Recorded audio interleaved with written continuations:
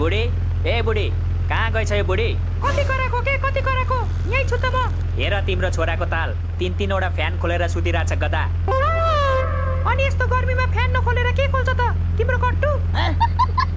तिमीलाई मेरो कट्टुसँग के प्रब्लम छ? जे कुरामा नि मेरो कट्टुलाई किन बिचमा ल्याउँछौ तिमी? किनकि तिम्रो अनुहार ठ्याक्कै तिम्रो कट्टु जस्तो छ। त्यसैले तिमीलाई देख्ने बित्तिकै तिम्रो कट्टुको याद आउँछ। हो मम्मी हो, मलाई पनि बाबाको अनुहार देख्ने बित्तिकै धुर्मुसे कट्टुको याद आउँछ। तिमीहरू आमा छोरा मिलेर मलाई रिस उठाएको हो। जो मान्छे 24 घण्टा रिसाएर बस्छ उसलाई हामीले रिसाउनु पर्छ र? यस्तो बुढी र यस्तो छोरा भएपछि म त के गौतम बुद्ध पनि रिसाउनुहुन्छ। तिम्रो त्यो गनाउने मुखले गौतम बुद्धको नाम नल्याऊ है। तिम्रो भन्दा सफाइ छ ल? अघि भर्खर ब्रस गरेको छु मैले। ब्रस गरेर मात्र हुन्छ, कुला गर्नु परेन। लौ, अनि ब्रस गरेपछि कुल्ला गर्दिन होला त? कस्तो कुरा